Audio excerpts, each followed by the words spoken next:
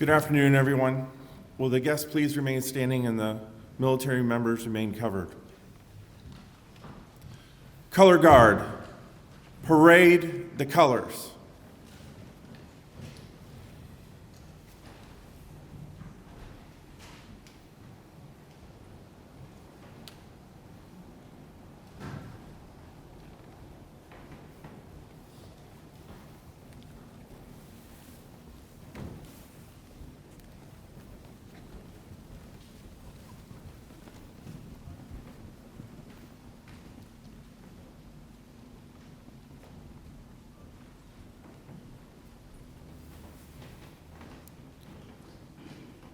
Good afternoon.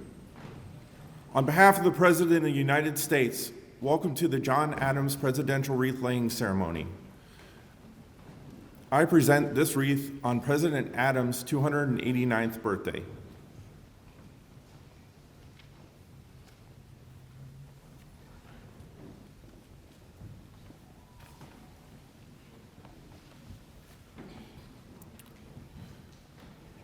Will the guests please remain standing for the Pledge of Allegiance, followed by the national anthem. Military guests remain covered. I pledge allegiance to the flag of the United States of America and to the republic for which it stands, one nation, under God, indivisible, with liberty and justice for all.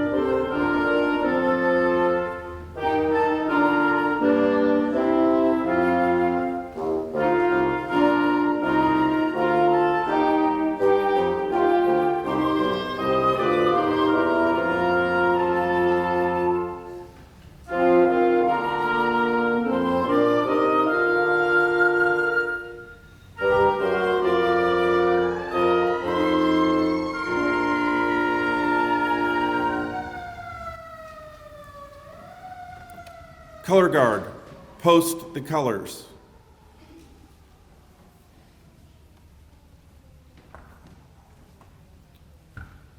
Will the guests please be seated? Military guests uncover.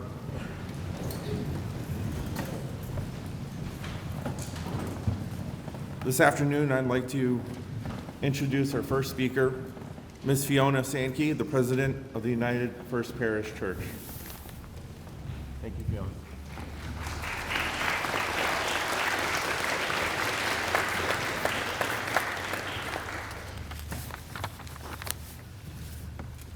Good afternoon. On behalf of the Board of Governors, the congregation, the staff, members and friends of United First Parish Church, it is my pleasure to welcome you all to today's ceremony to honor the life and memory of John Adams, the second President of the United States of America. I would also like to welcome the members of the platform, including Mayor Tom Koch, Adams family descendant Steve Robinson, or church historian Bill Westland, our student speakers, musicians, and all our community partners. It is an honor for us to host you here today. We gather here today to honor the legacy of a man whose vision, conviction, and unwavering dedication helped shape our nation. John Adams was not only a founding father, but also a son of Quincy. Though he moved frequently due to his political career, he always returned to Quincy, where he lived out his final years. In a few moments, we will hear from various speakers as they discuss John Adams' connection to his hometown. Now I'd like to invite Reverend Rebecca Froome to come forward to give us an invocation.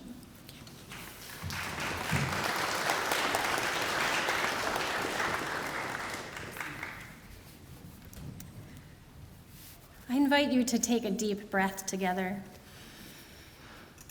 feeling that spirit of life, that spirit of love that moves within, between, and beyond us all. Breathe in, breathe out. Here in this stone temple where so many have gathered before us for ceremony and worship, for graduations and funerals, for the many opportunities to lift our hearts and open our minds to a larger reality.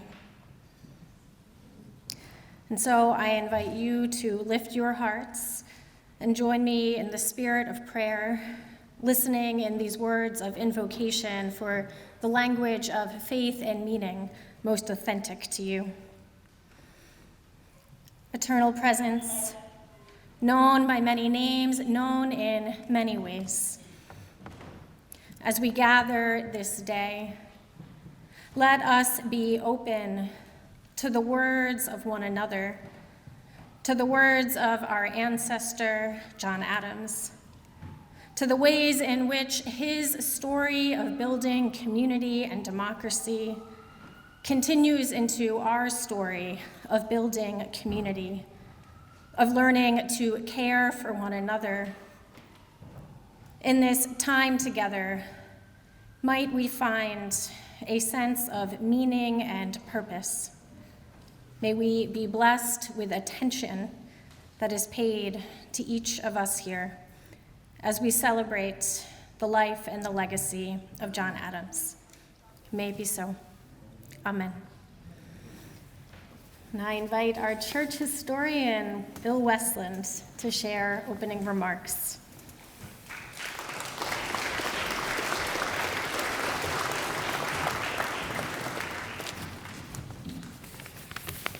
This is a little different type ceremony because we are certainly honoring John Adams, who was a lifetime member of this church. And of course, it's his birthday, as you all know. But also, we are sort of part of a presidential order. And let me just read back, this would be 1966, and President Lyndon Johnson gave a presidential order. On the birthday of all deceased presidents, there will be a wreath presented at the gravesite in the name of the current president. And so the next year, this was the first ceremony here for John Adams. And so that was 57 years ago. So we've been doing it for a long time. And President Biden is the 11th president that has honored John Adams. And I think nationwide, there's probably 30 of these presidential wreath-laying ceremonies. Not all the presidents have one. I don't know why. Abraham Lincoln has two. One at the Lincoln Memorial and one in Springfield, Illinois. And in the beginning, believe it or not, they used to send a laurel wreath up from the White House. And then in the 1980s, during the Reagan administration, they changed to a floral wreath. And the explanation was that they were going to return to free enterprise and give the local florist a business. And so from that time on, it's been a floral wreath. And in a lot of places, this is pretty low key, this ceremony. And here it's a little different because part of that original order said that with the ceremonies for John Adams and John Quincy Adams, the Navy would represent the president. because John Adams was president when the Navy was officially formed. John Quincy Adams, from the time he was Secretary of State, realized the importance of the Navy. And during this first ceremony, when it was actually started, the Fall River Shipyard was still going. They still had a Navy contract. They were working on a Navy ship. And so the order came that the commanding officer of the Navy unit that was assigned to the shipyard represent the president, and the honor guard come from the crew there. Now, when the shipyard closed, then this was transferred to the South Weymouth Naval Air Station. And back in that time, this was the Cold War, and we had the submarine patrols. There's a flying back up and down the coast. Then finally, when that closed, that'd be, 1998? Then for a while, the ceremony was representing the president, either the USS Constitution crew and commander in Boston, or the Naval Reserve Unit here in Quincy. And then, in the recent years, it's been done by the unit here in Quincy. So that's sort of a history of the program. And, something that I just wanted to mention too. And John Adams, a lot of historians sort of thought he was unpopular, he was cranky, people didn't like him, and so forth. That was not so as far as this community was concerned. And there was a really good relationship between John Adams and the people here in Quincy, or Braintree, it was called in those days. And I think a good example of the attitude of the people in the community here towards John Adams. Now, Josiah Quincy, who was the mayor of Boston, built the Quincy Market, later was president of Harvard. And as a boy, he said that an air of respectful deference to John Adams when he came here to the church seemed to pervade the building. The ministers preached their best sermons as if officiating before royalty. The melody of stringed instruments in the gallery seemed to make harmony together in honor of the venerable chief who was the center of interest. John Adams felt the same way towards the citizens of Quincy, because when he was in London after the Revolutionary War, this is what he said about the people here in Quincy. The virtues and talents of the people at home are formed by their temperance, patience, fortitude, prudence, and justice, as well as their sagacity, knowledge, judgment, taste, skill, ingenuity, and industry. I don't know what sagacity means, but nevertheless, it was included anyway. And so that gives you some idea. And I think this relationship still exists. And you can see everything happening here with the Adamses. And I just want to say one other thing. Last year, the speaker here was Mary Ann Hoskin. And she wrote a book, Remembering John Adams. And this is what she said about him. He was crusty but warm, intelligent but volatile, awkward but effective, blunt but easily wounded by the words of others.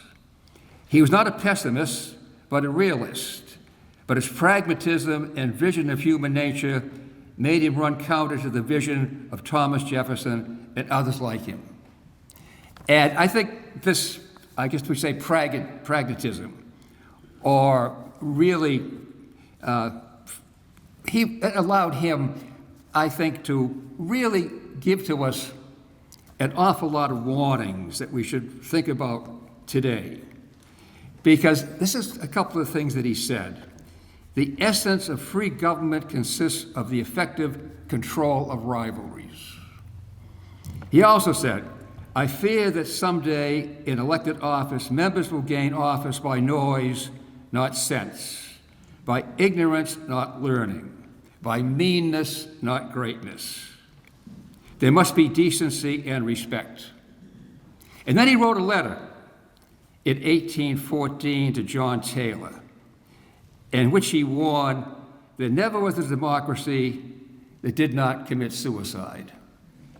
So I think these are all things that we should think about. And we certainly are delighted that John Adams was a member of this church. We wish him a happy birthday.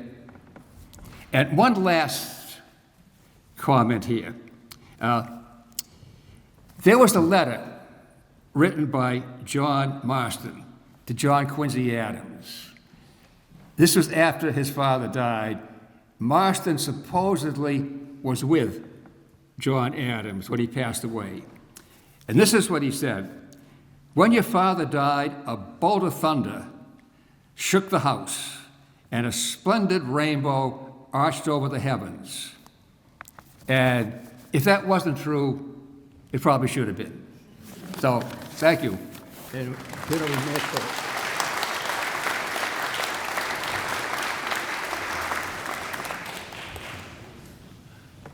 Can't argue the facts with Bill because he knew John Adams. Reverend Fromm, Commander Miller, President Sankey, Mr. Robinson, as distinguished student speakers today, it's an honor and privilege to bring the greetings of the city to this annual, very solemn patriotic event. I could state a couple of facts.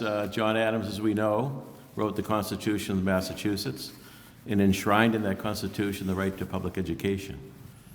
It was John Adams who picked Washington to be the commander-in-chief. It was John Adams that recommended Thomas Jefferson to be the chief writer of the Declaration of Independence. He was in the center of all of that in that day, those arguments, the discussions, the dialogue. He really was at the center of it. It's said that if Jefferson was the author of the Declaration, then Adams was the voice. There's also a humorous side of Adams. I mean, he traveled quite a bit, as we know. Him and Franklin stayed together one time, and they had to sleep in the same bed. And they argued because Franklin wanted the window open and Adams wanted it closed. I'm not so sure what happened.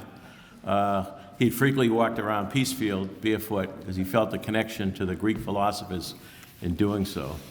And when his son, John Quincy, told him, "Dad, your hair needs to be taken care of. It's not very presidential looking," he said, "My hair doesn't govern the country."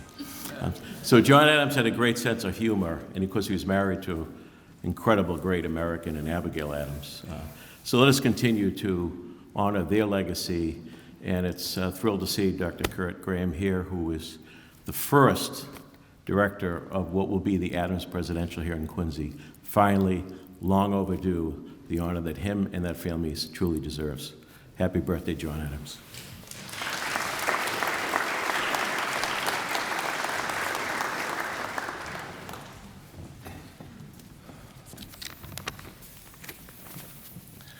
Good afternoon.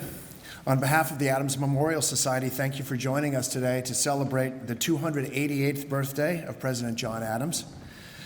The theme for this year's wreath-laying ceremony is John Adams' relationship to his hometown of Quincy and its predecessor, the North Precinct of Braintree. A pillar of that topic is Peacefield, the cherished family home of John and Abigail Adams here in Quincy. It's also called the Old House. Peacefield became a symbol of legacy, resilience, and family for generations of the Adams family, and it stands as a testament to the character and values of America's early leaders.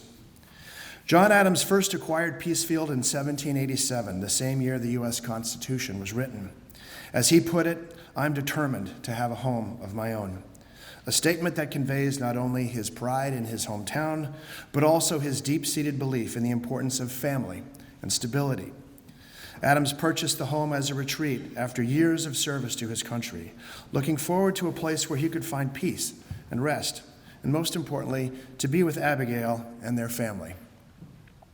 The name Peacefield itself reflects this hope for calm after the trials of the American Revolution and his years spent in Europe. Over the years, Peacefield grew to be much more than a home. Abigail Adams, in her letters, expressed her fondness for the land and gardens surrounding the house. She wrote, "How many pleasant hours have I spent under this dear roof, in company with those who have been endeared to me by every sentiment which can engage and attach the human heart." To her, Peacefield was a place of connection, a sanctuary to cultivate family ties, intellect, and the sense of purpose that both she and John so fiercely held. The home stayed within the Adams family for 4 generations, with each generation adding its own layers of history. Peacefield is not just a house, it's a record of American history, imbued with the spirit of one of our most influential families. Today, walking through its rooms is like stepping back in time. We find the same library John Quincy Adams filled with his thousands of books, a room that has been described as a sanctuary of wisdom and knowledge. Peacefield embodies the Adams family's legacy, their resilience, and their enduring belief in the ideals upon which America was founded. It's a monument to those who valued public service and integrity, and who found in this home a wellspring of peace and unity. If you've never been to the old house or the birthplaces of John and John Quincy Adams, the National Park Service provides tours of both sites, and I can't say enough about the outstanding work they do preserving these national treasures. Tours start right down the street. The National Park Service Center is at 1250 Hancock Street. So I encourage all of you to visit the old house if you haven't done so already. So that's a little bit about the Adams family home. I look forward to learning more from our keynote speakers about the relationship between the Adams family and the town of Quincy. Thank you.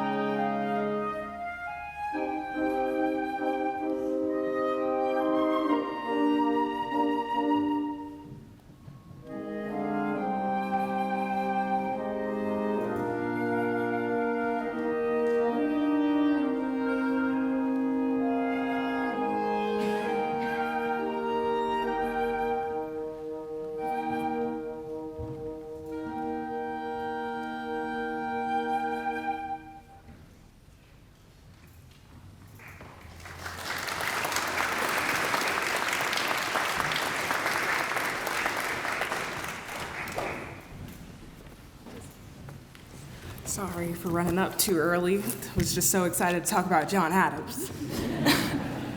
Hi, good afternoon, good evening, good morning, whatever time it is. My name is Savannah Utse. I am a senior here at Woodward here in Quincy. First, I'd like to thank Reverend Froome, President Sankey, and Mr. Westland for your invitation to the Woodward School. I am honored to be here today with Mayor Koch, members of the Adams family, distinguished guests, my classmates, and students from North Quincy High School to celebrate John Adams, on his 29th birthday. Now, 29th, what did I say 29th? 289th birthday, excuse me. When I received this year's prompt to commemorate John Adams, I was a little disappointed. I've been in attendance at this celebration for the past several years.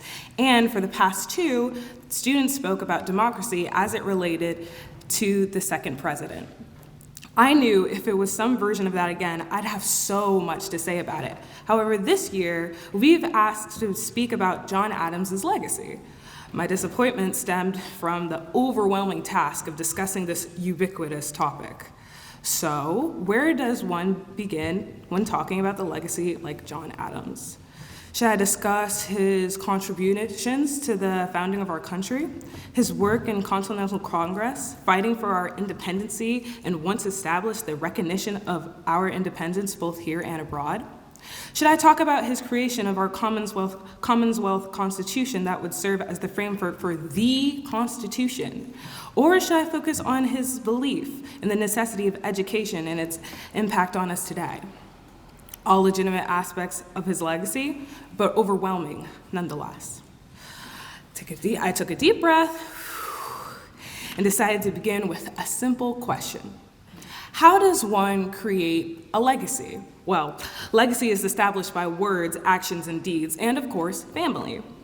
John Adams' legacy was established by his words, actions, deeds, and of course, his family. Now, that's still very overwhelming to cover.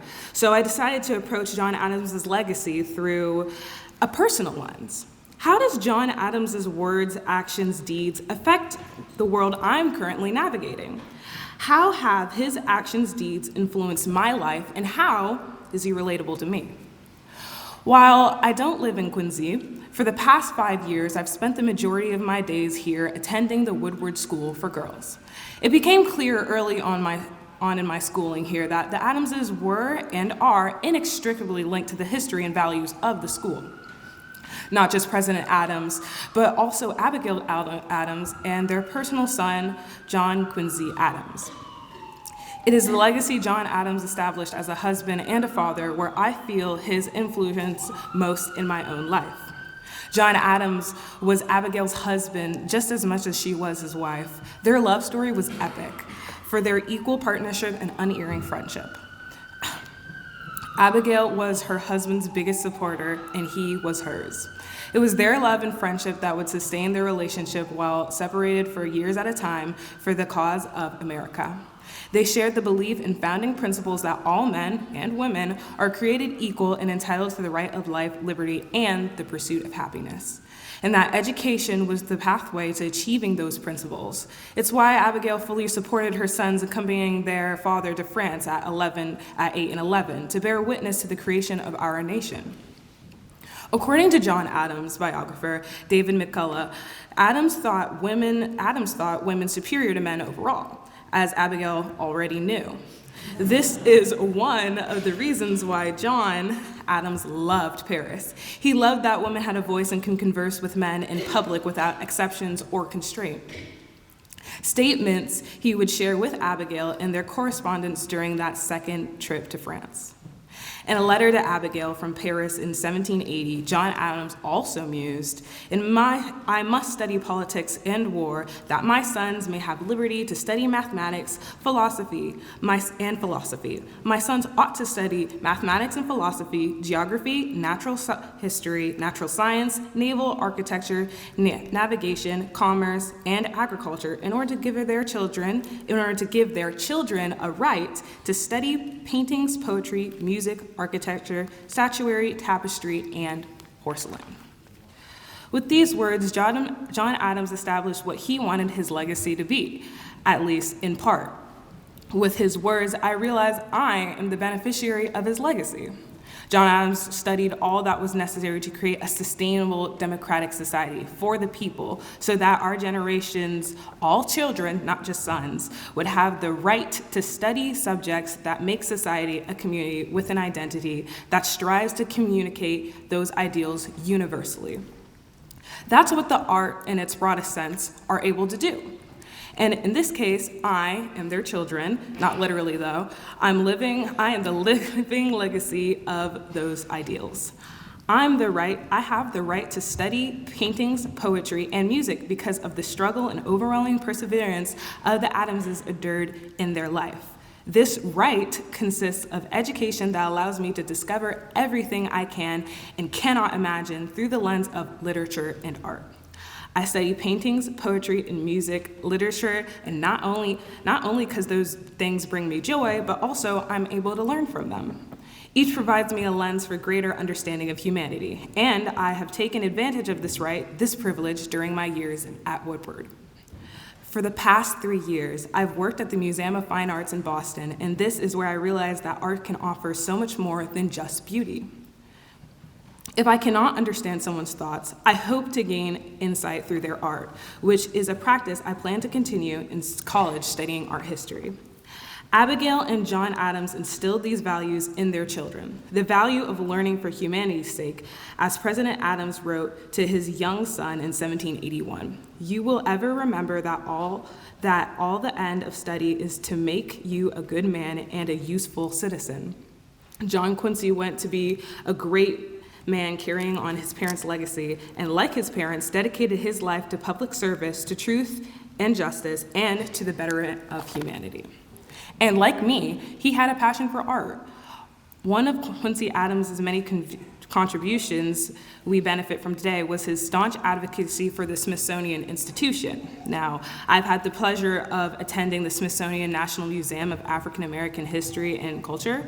This museum is a celebration of Black culture and how it evolved from slavery through segregation. It strives to educate, represent Black people from past to present. And as a Black woman myself, I understand the importance of representation which this Smithsonian Museum provides. As an artist, I appreciate how words not always account for the full story, and that utilization of art is imperative to bring further dimension to that story. Like his mother, Abigail, John Quincy Adams made it clear that he loathed slavery and sought to advocate for Black people while serving in the House of Representatives. In the 1830s, Congress received thousands of petitions advocating for the abolition of slavery in Washington, D.C., and other federal territories. The gag rule was a law that prohibited the House of Representatives, to which John Quincy was elected after he served as our sixth president, to debate and discuss anti-slavery petitions. It was his repulsion to injustice and overall persistence to that cause that eventually led the gag rule being removed altogether.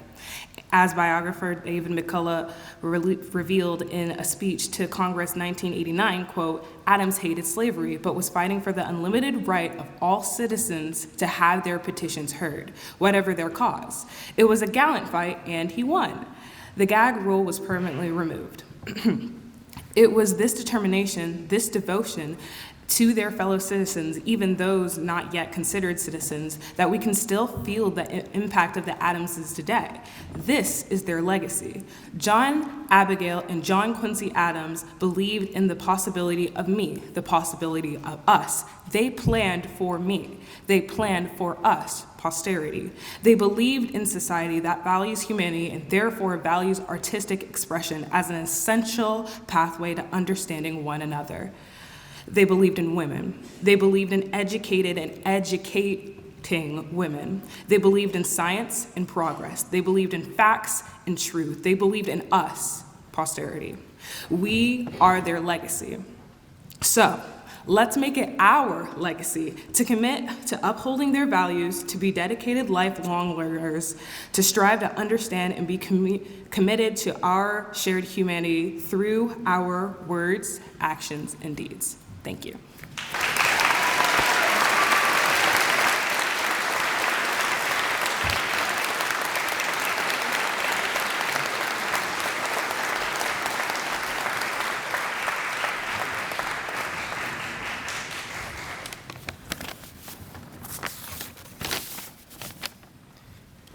Hello, ladies and gentlemen. Thank you for having me here. I'm Edward Giza. I'm a junior at Quincy High right down the street, and I'm honored to give this speech today. If one were to go on Google and look up John Adams, chances are the John Adams we all know here in Quincy, the second president of the United States of America, will pop up. But it might surprise some of you to know that there are a lot of people out there named John Adams. There's John Adams, the composer of Minimalist operas, and John Adams, the sailor, last survivor of the HMS Bounty mutineers. So, what makes John Adams laid to rest right here different from the rest of them? Well, the answer might seem obvious. Anyone who knows anything about American history might say. John Adams was the literal second president of the United States, the highest office in a country he played a key role in building. But the answer in itself leads to a second question.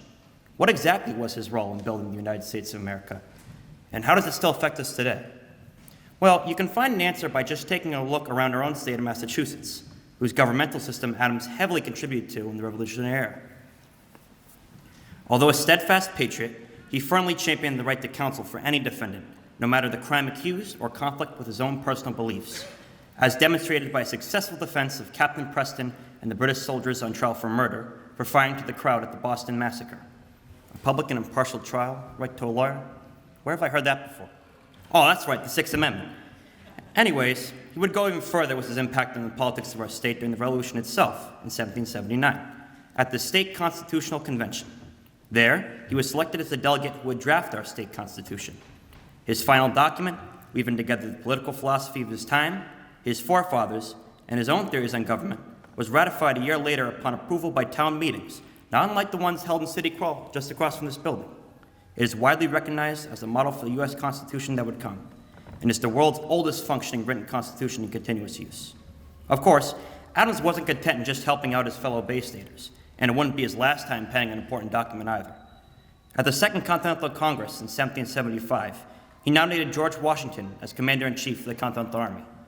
A year later, in 1776, he would be chosen by that very body as part of the Committee of Five, tasked with drafting the Declaration of Independence, helping Thomas Jefferson to write the document and defend it on the floor of Congress. Spoiler alert, it worked. A year later, he would become our first vice president after the war ended, a job that he found incredibly frustrating due to being somewhat insignificant within the government, as the only role of the vice president in the Constitution was to preside over the Senate and break ties. His presidency would be far more active, dealing with the XYZ affair and shaky relations with revolutionary France. Because of this tension, our Navy, whose brave and gallant sailors are laying the wreath at this very ceremony today, was heavily expanded by Adams, including the legendary USS Constitution, Old Ironsides. He would even become the first president to move into the unfinished White House. Adams' work on the international stage can be hardly understated either. He traveled to and fro all over Europe during the latter half of the Revolutionary War. He joined Benjamin Franklin as Commissioner to France, where he would help to broker a crucial alliance for the Americans. He secured a large loan from Holland to relieve the high economic burden on our bankrupt new nation, establishing the first American embassy on foreign soil while he was there. Perhaps his most influential global legacy was helping to negotiate the Treaty of Paris, along with John Jay, which would end the Revolutionary War and recognize American independence. And that's not even beginning to go into his international relations as president, first ambassador to Britain after the Revolution, or the quasi-war with France. Adams once said, "Let us dare to read, think, speak, and write. Let every order and degree among the people rouse their attention and animate their resolution. My fellow Americans, I say that we dare to continue this noble goal and remember the wide-reaching legacy of Quincy's very own founding father." Thank you for your time today.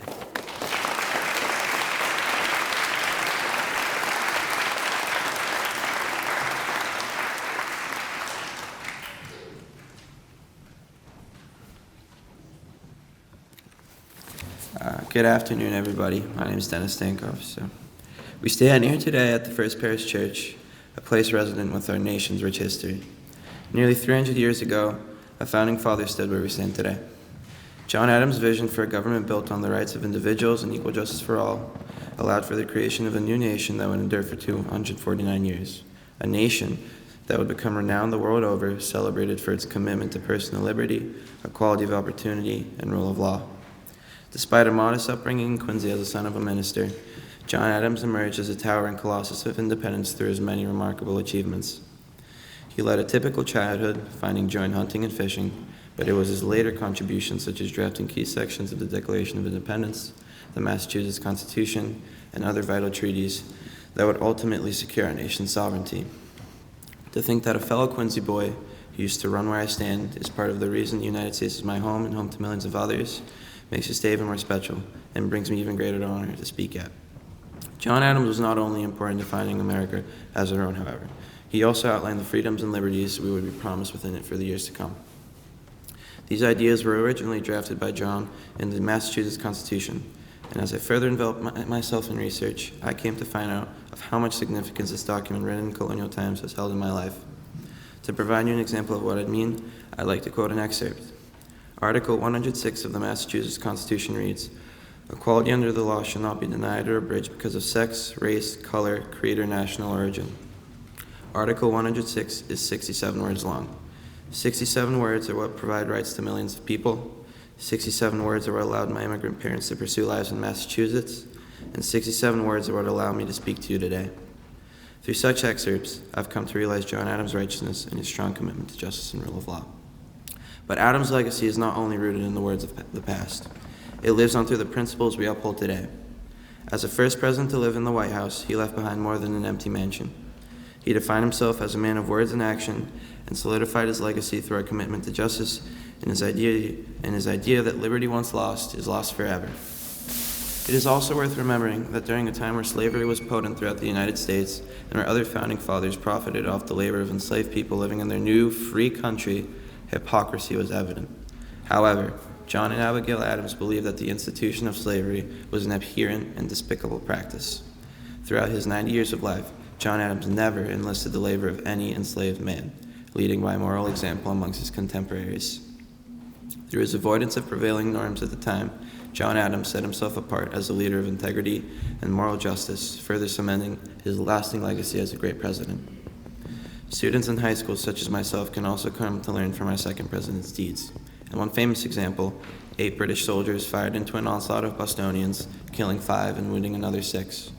At this time, when tensions between colonials and British authorities were at an all-time high, John Adams displayed great integrity by choosing to represent the British in court.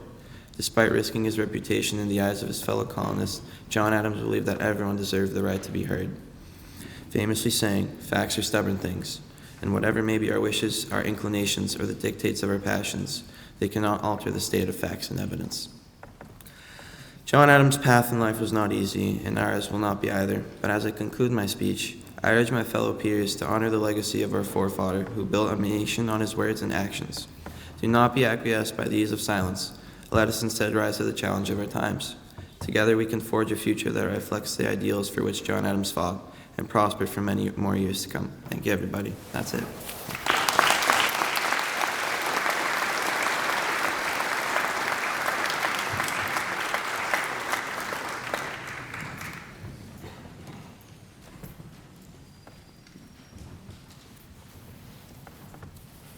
Thank you to the speakers. We will now place the wreath from the President of the United States on the tomb of President John Adams. Please remain seated until the presentation is complete. We will return to retire the colors.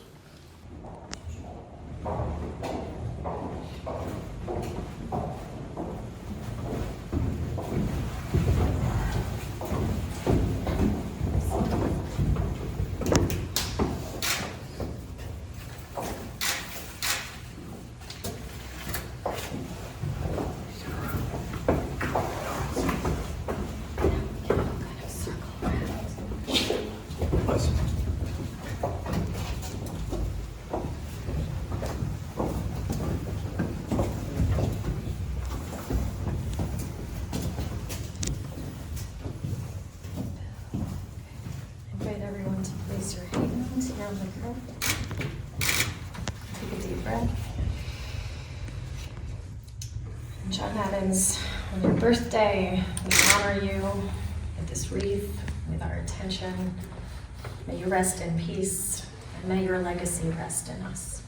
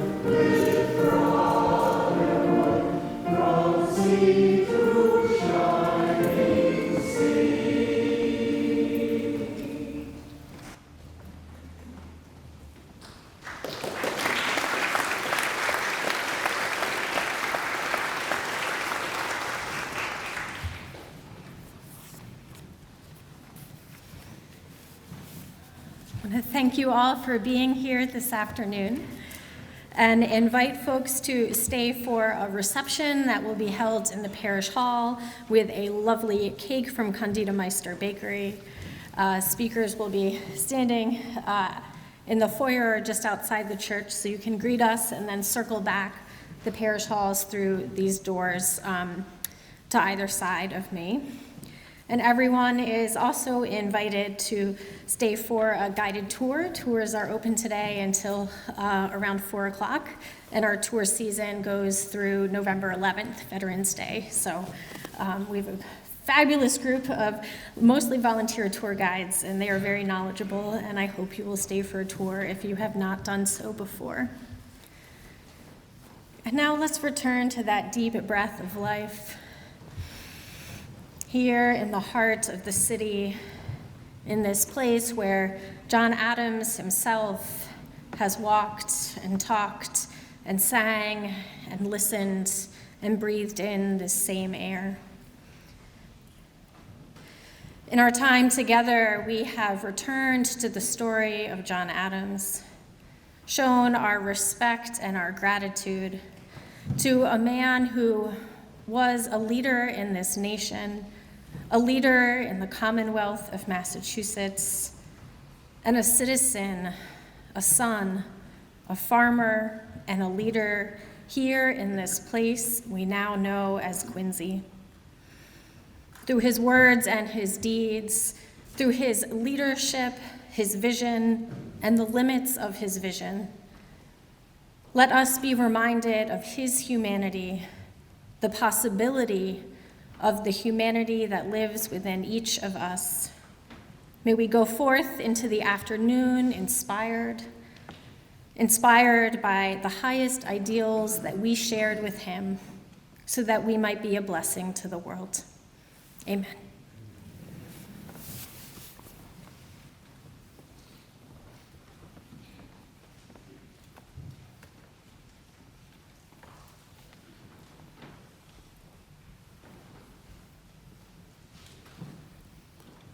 Flag detail, prepare to retire the colors.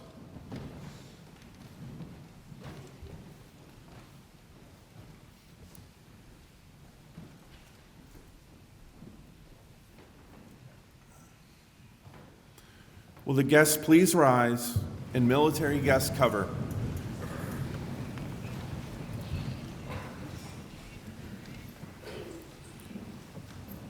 Retire the colors.